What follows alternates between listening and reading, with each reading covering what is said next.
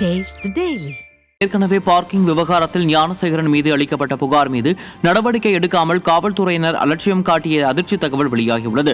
கடந்த ஜூன் மாதம் மந்தவெளியைச் சேர்ந்த சயித் ஃபவுசர் என்பவர் தனது குழந்தையை பள்ளியில் விடுவதற்காக கார் மூலம் வந்திருக்கிறார். கோட்டூர்புரம் லேக் வியூ சாலையில் அவர் தனது காரை நிறுத்தியுள்ளார். அப்போது அவரிடம் ஞானசேகரன் தகராறு செய்து அசிங்கமாக திட்டி அடிக்க முயன்றுள்ளார். இது தொடர்பாக சயித் ஃபவுசர் கோட்டூர்புரம் காவல் நிலையத்தில் புகார் அளித்தார். ஆனால் காவல்துறையினரோ குற்றம் சாட்டப்பட்ட ஞானசேகர் மீது வழக்கு பதிவு செய்யாமலும் விசாரணை நடத்தாமலும் அவரை அனுப்பியதாக கூறப்படுகிறது. தற்போது ஞானசேகரன் தொடர்பான காணொலியும் சயித் ஃபவுசர் அளித்த புகாரும் வெளியாகி திமுகவின் முகத்திரையை கிழித்து தொங்கவிட்டுள்ளது.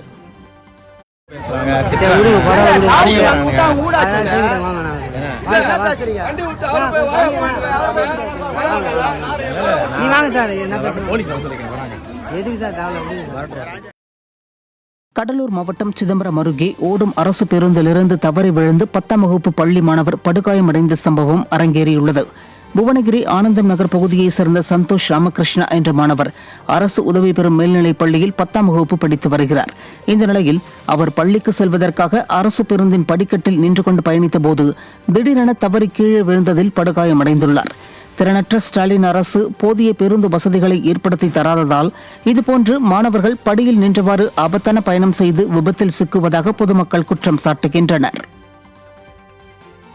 தமிழர் திருநாளான பொங்கல் பண்டிகைக்கு இன்னும் சில நாட்களே உள்ள நிலையில் அரசு வழங்கவுள்ள பொங்கல் பரிசு தொகுப்பில் செங்கரும்பு இடம்பெறுமா என்பது குறித்து தமிழக அரசு இதுவரை அறிவிப்பு வெளியிடாதது விவசாயிகளிடையே பெரும் கவலையை ஏற்படுத்தியுள்ளது.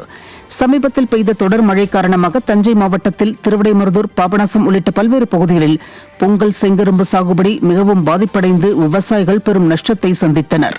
எனவே விவசாயிகளிடமிருந்து கொள்முதல் செய்யப்படும் செங்கரும்புக்கான தொகையை தமிழக அரசு உயர்த்த வேண்டும் என கோரிக்கை எழுந்துள்ளது.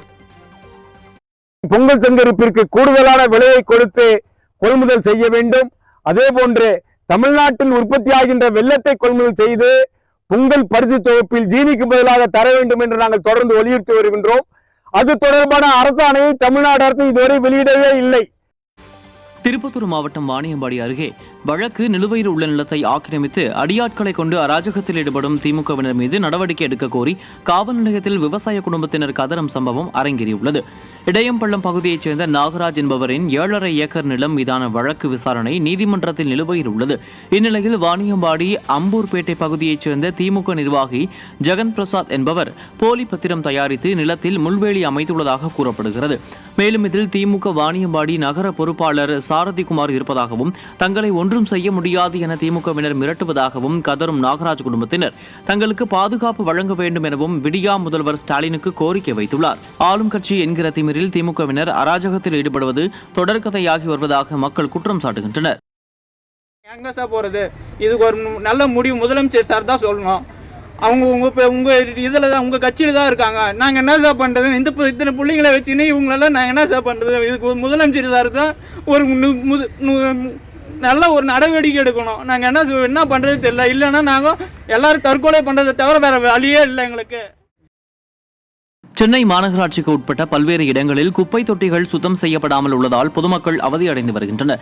அரும்பாக்கம், சூளைமேடு, நுங்கம்பாக்கம், வள்ளுவர் கோட்டம் உள்ளிட்ட பகுதிகளில் குப்பை தொட்டிகள் சுத்தம் செய்யப்படாமலும் குளோரின் போடப்படாமலும் காணப்படுகிறது. ஆனால் திமுக அரசின் மாநகராட்சி விளம்பரத்துக்காக அனைத்து இடங்களும் குப்பை தொட்டிகள் தொடர்ந்து சுத்தம் செய்யப்பட்டு வருவதாக பொய்யான தகவல்களை பரப்பி வருகிறது. இந்த குப்பைகள் மூலம் தொற்றுநோய் ஏற்படும் அபாயம் இருப்பதாக பொதுமக்கள் அச்சத்தில் உள்ளனர்.